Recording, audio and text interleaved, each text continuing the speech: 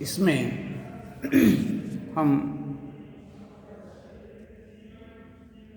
आपको इसके विषय में आज बता रहे हैं। बच्चे काम पर जा रहे हैं। बच्चे काम पर जा रहे हैं, ये राजेश जोशी जी का लिखा हुआ कि बच्चे काम पर जा रहे हैं, कि राजेश जोशी जी ने लिखा है। ये हम आपको कल हमने आपको बताया भी था कि इस प्रकार से बच्चे काम पर जा रहे हैं, इसके विषय में आपको हम सब बताया। और उसके बाद अब हम देखते हैं कुछ आगे आपको हम बता चुके थे कि कोहरे से ढकी सड़क पर बच्चे काम पर जा रहे हैं। सुबह सुबह बच्चे काम पर जा रहे हैं। हमारे समय की सबसे भयानक पंक्ति है यह कि भयानक है इसे विवरण की तरह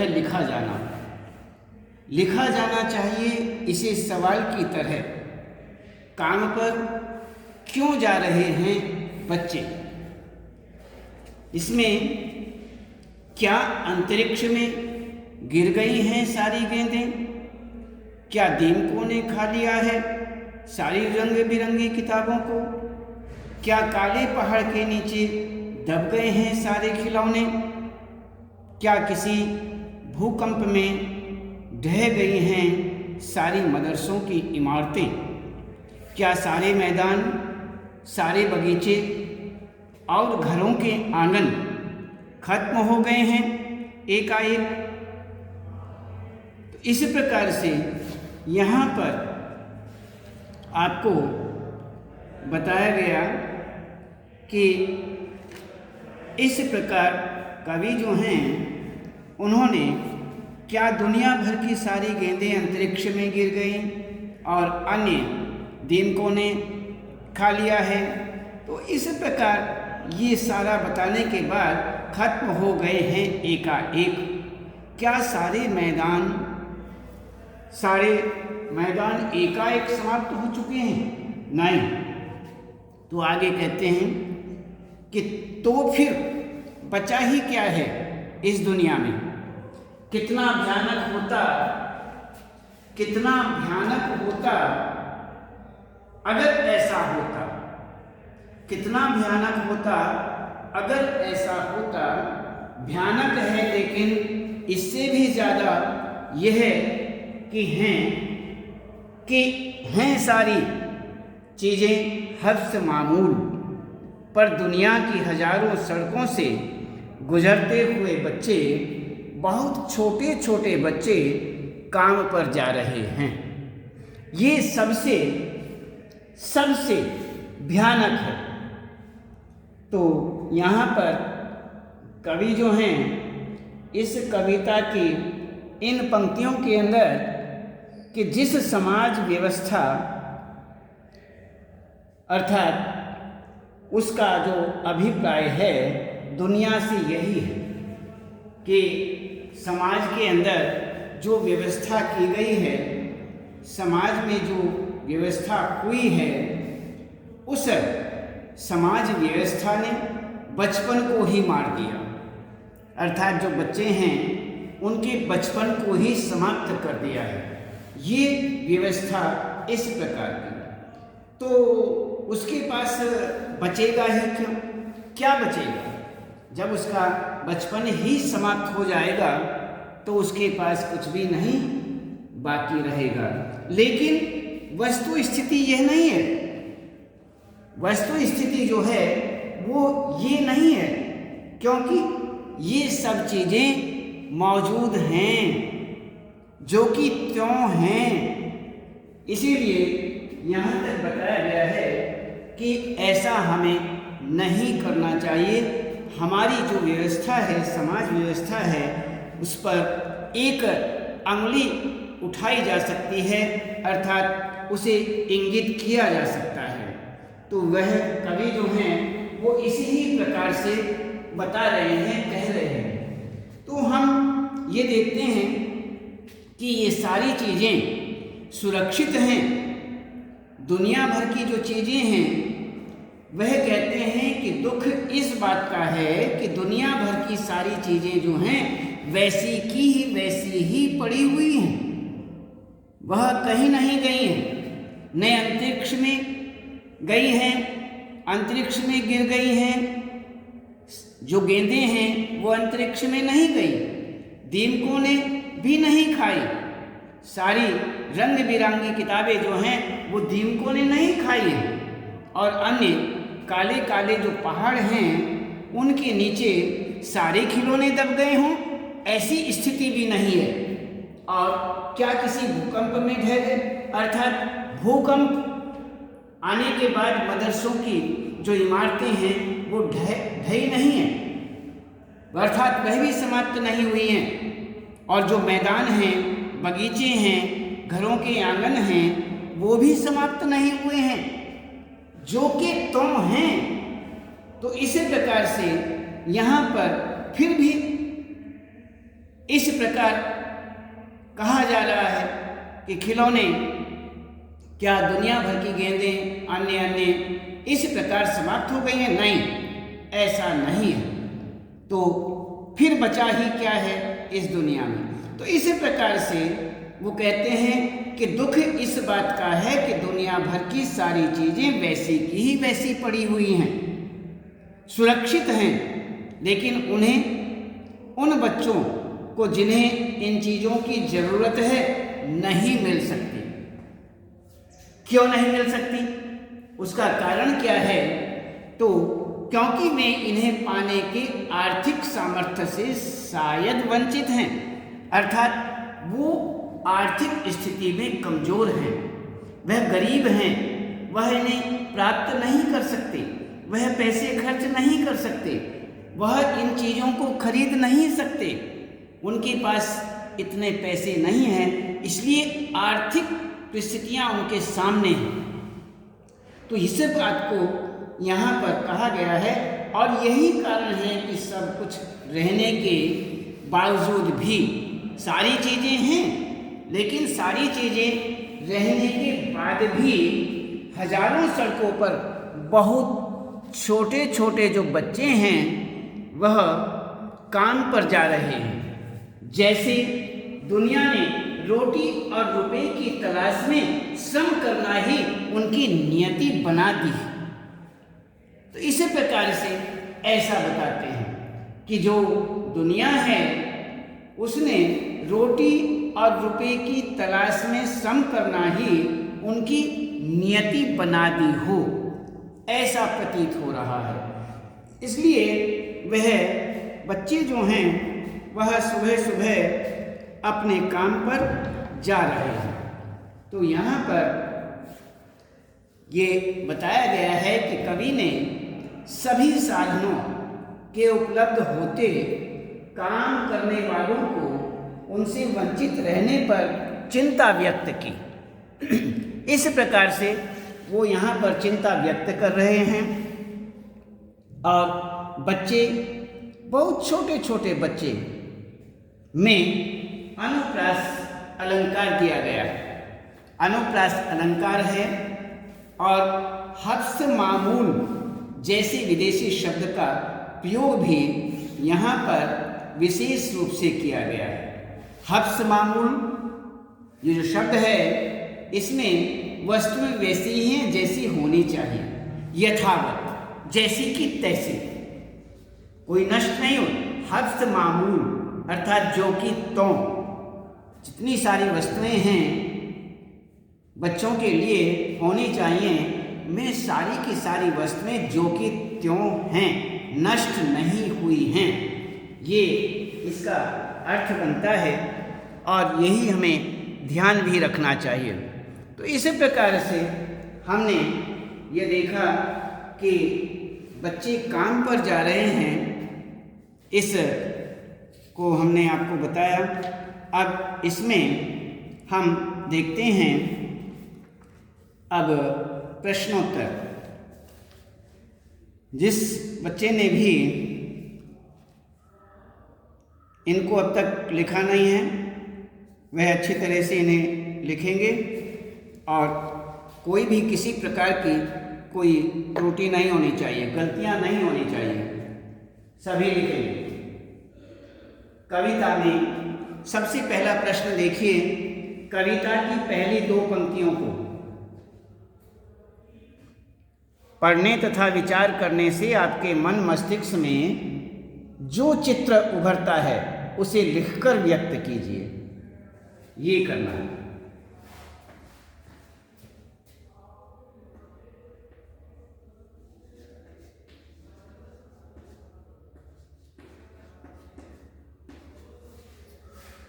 प्रश्न नंबर 1 में और इसमें प्रश्न उत्तर,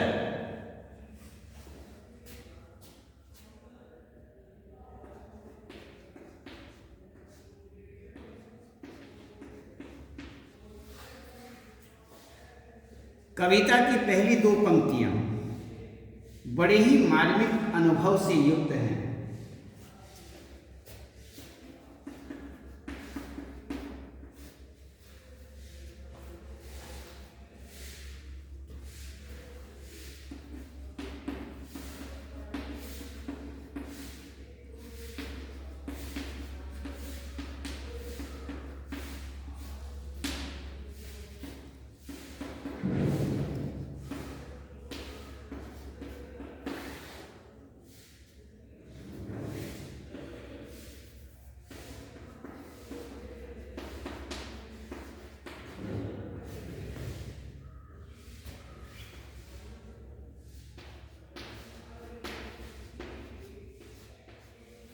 बड़े ही मार्मिक अनुभव,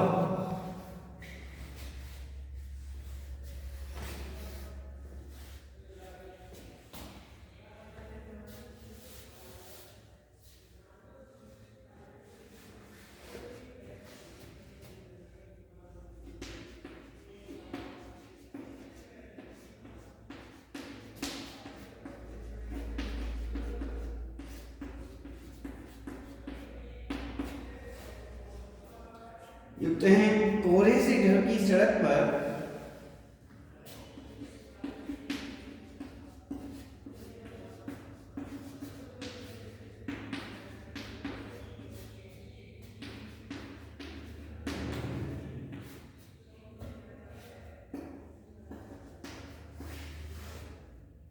छोटे छोटे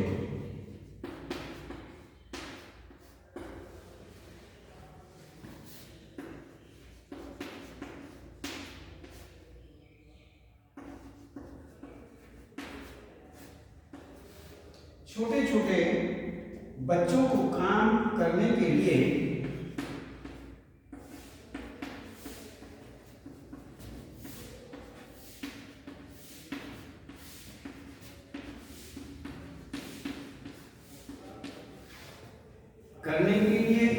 जाते हुए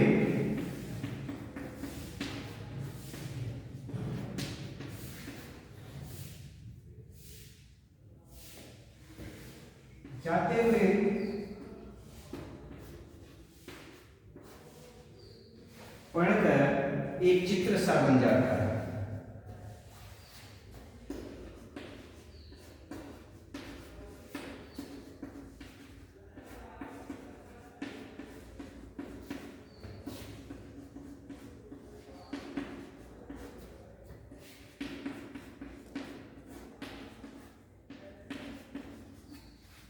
एक चित्र सा बन जाता है और उसे सोचकर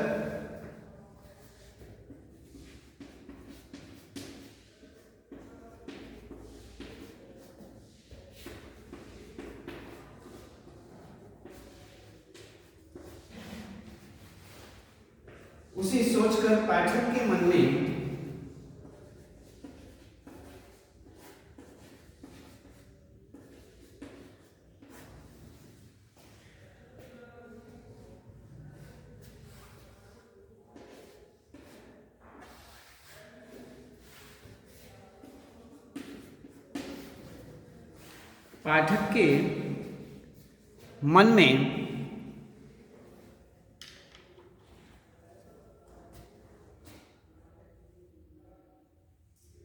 करुणा की सृष्टि होती है।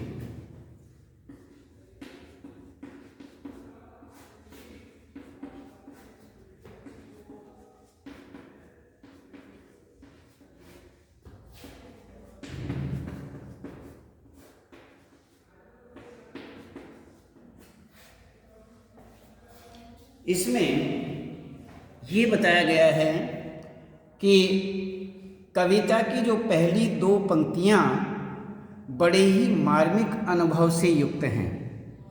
कोहरे से ढकी सड़क पर छोटे छोटे बच्चों को काम करने के लिए जाते हुए पढ़कर एक चित्र सा बन जाता है और उसे सोचकर पाठक के मन में करुणा की सृष्टि होती है। अब हम देखते हैं यहाँ पर दूसरा प्रश्न।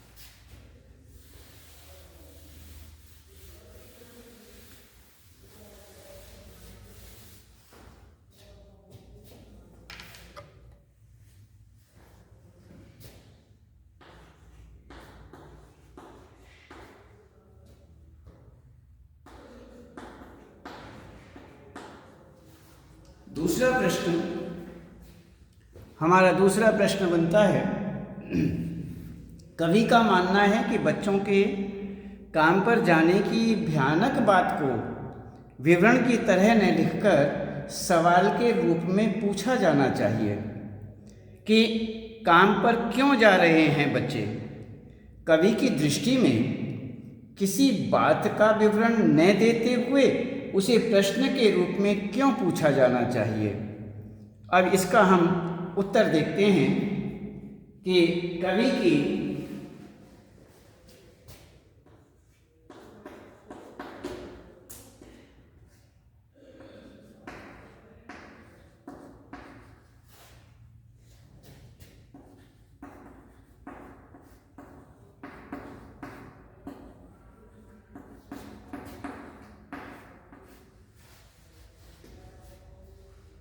दृष्टि में उसी प्रश्न की तरह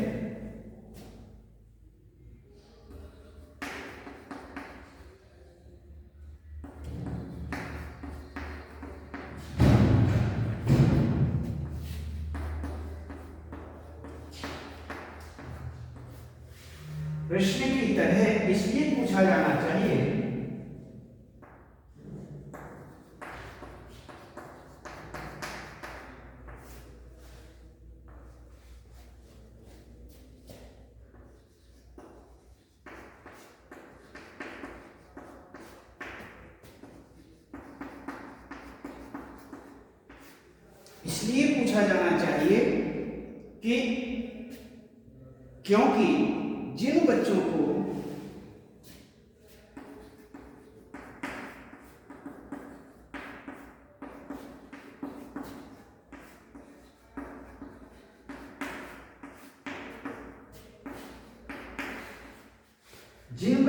स्वाभाविक रूप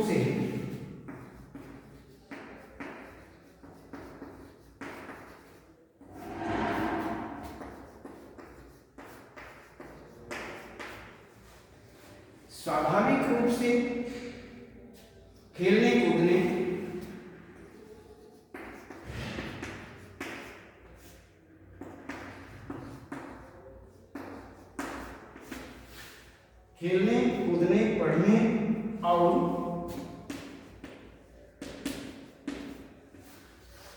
पढ़ने और अपने जीवन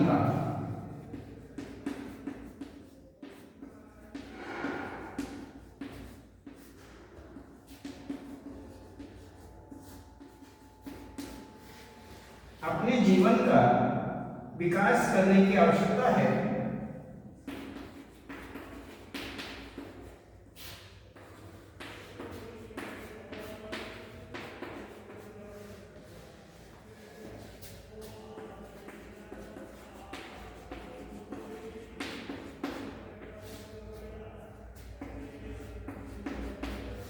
विकास करने की आवश्यकता है और यह उसका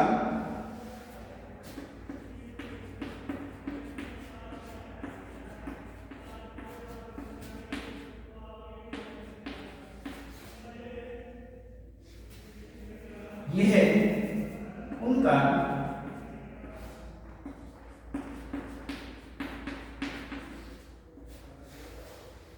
नैतिक अधिकार भी है।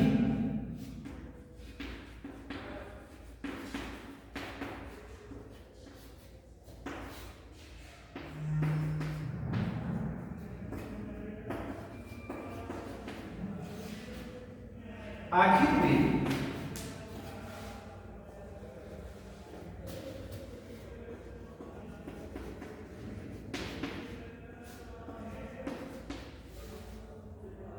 कौन से कारण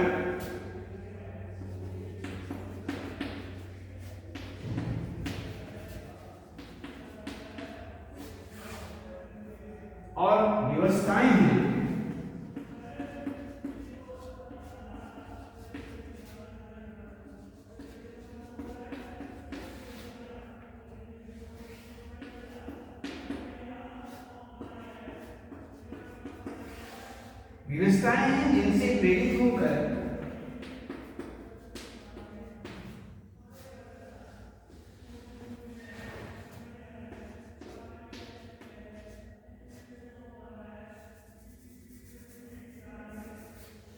जिनसे प्रेरित होकर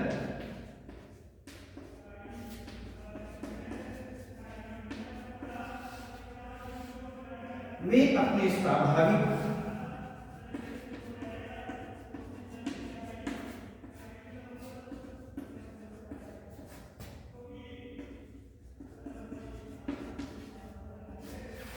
स्वाभाविक जीवन से वंचित हो गए हैं।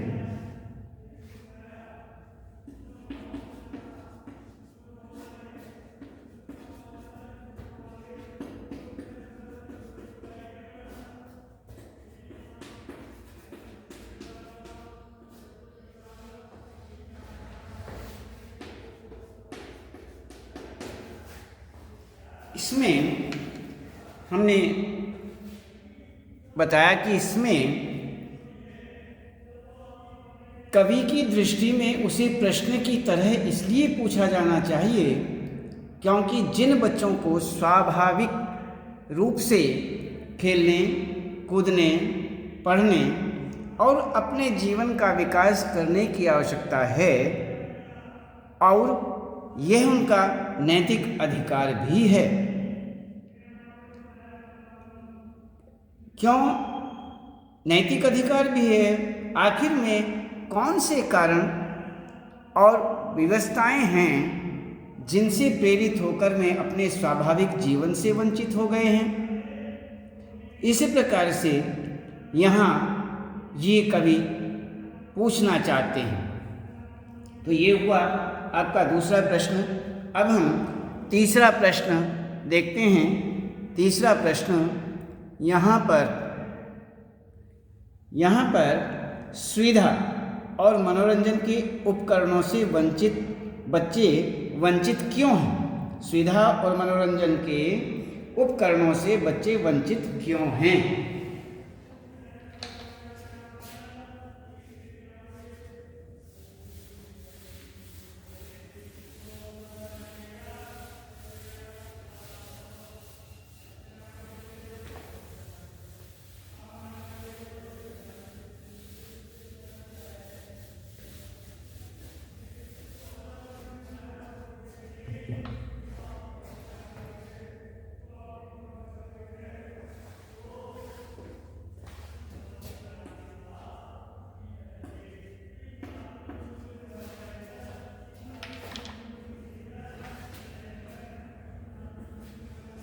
इसमें सामाजिक,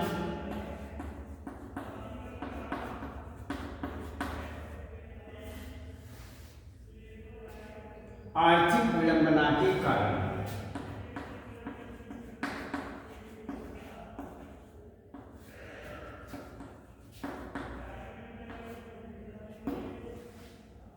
विडंबना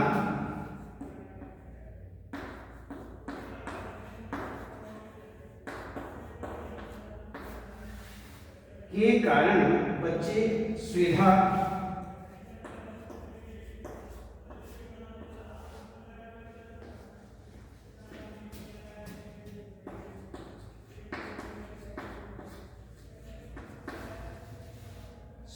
और मनोरंजन से वंचित हैं।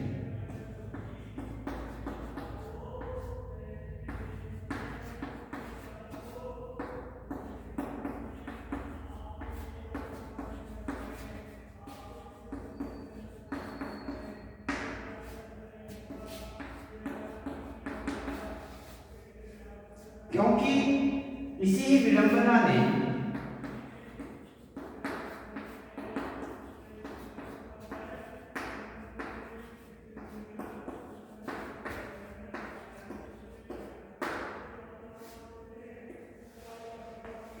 विडंबना ने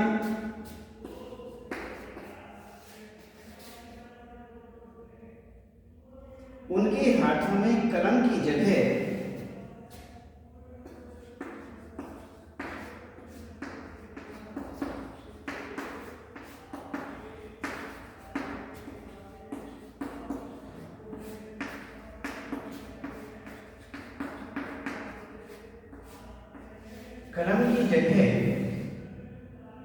काम पकड़ा दिया है।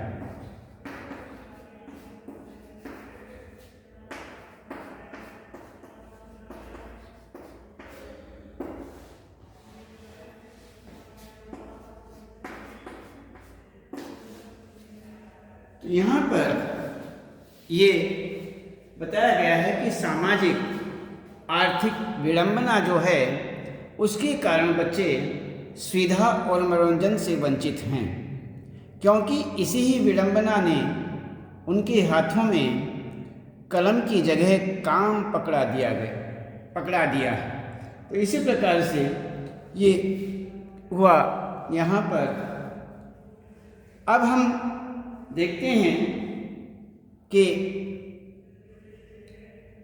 चौथा प्रश्न कि दिन प्रतिदिन के जीवन में हर कोई बच्चों को काम पर जाते देख रही है या देख रहा है, फिर भी किसी को कुछ अटपटा नहीं लगता। इसलिए उदासीनता के क्या कारण हो सकते हैं कि किसी को भी अटपटा नहीं लगता, किसी को कोई गलत नहीं लगता कि बच्चे काम पर जा रहे हैं। तो इसमें हम देखते हैं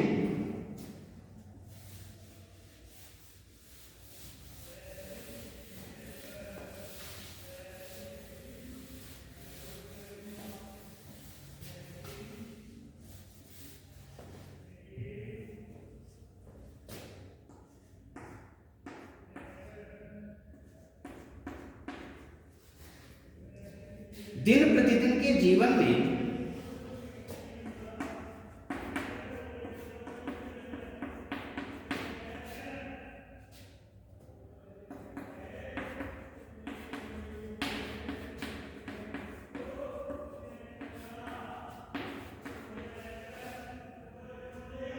हर किसी को काम पर जाते हैं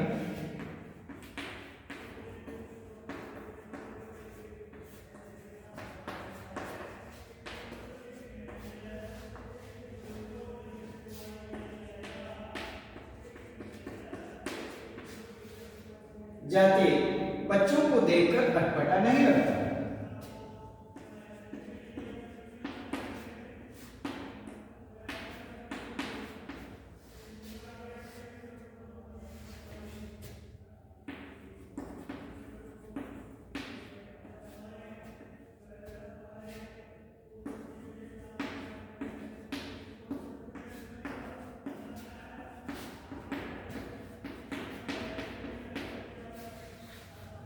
नहीं लगता। इस उदासीनता का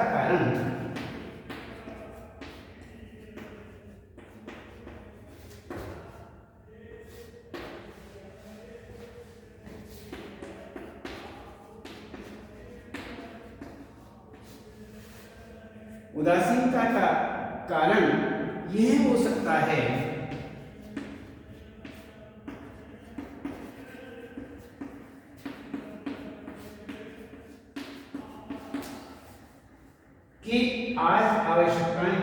रही है।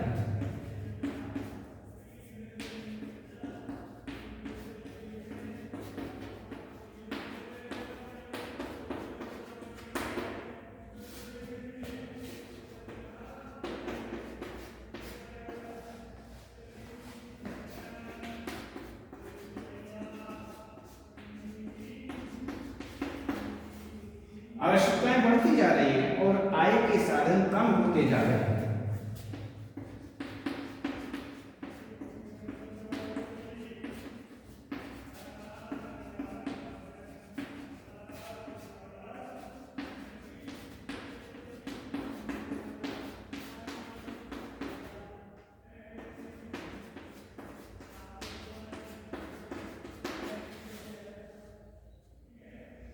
साथ ही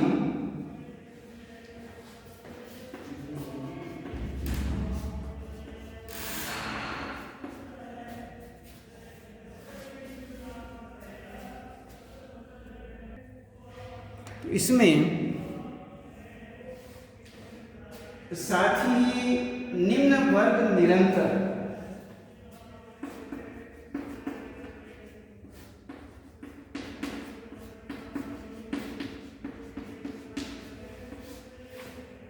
आर्थिक तंगी का सामना करता आ रहा है।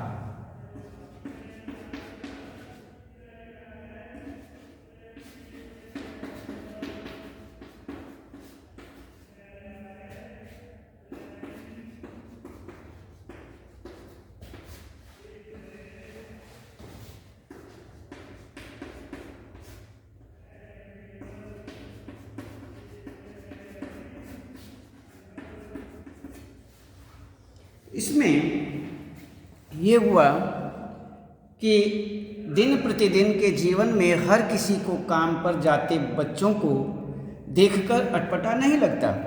इस उदासीनता का कारण यह हो सकता है कि आज आवश्यकताएं बढ़ती जा रही हैं और आय के साधन कम होते जा रहे हैं। साथ ही निम्न वर्ग निरंतर आर्थिक तंगी का सामना करता आ रहा है।